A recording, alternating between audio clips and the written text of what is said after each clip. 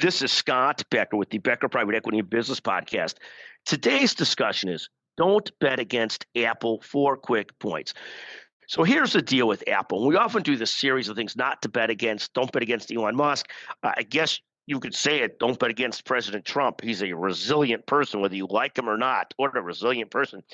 Apple, with the amount of phones they sell and the ecosystem they've built and all the different ways they make money, at the end of the day, I tell you not to bet against Apple either. Now, 3 or 4 quick points. First, Apple's down about 15% year to date. It's no longer approaching $4 trillion in market cap.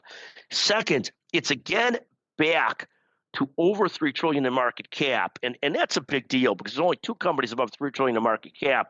Apple's at about $3.17 trillion in market cap.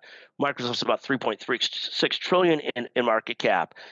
Third, Apple, besides the phones, and the phone sales seem to have sort of equalized or moderated in terms of growth. They're not having the growth they once had, but it still is very hard, particularly in the high-income countries, to switch from Apple to Samsung and change the ecosystem you work on.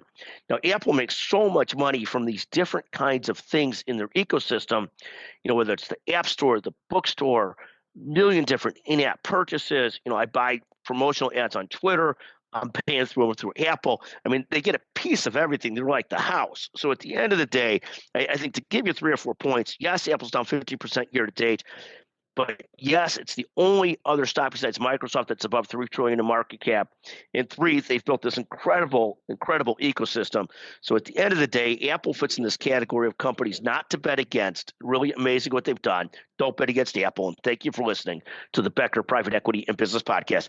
And a special shout out today to the one and only Chanel Bunger, the greatest producer I've ever worked with, just fantastic, who we work with on the Becker Private Equity and Business Podcast. Thank you very much.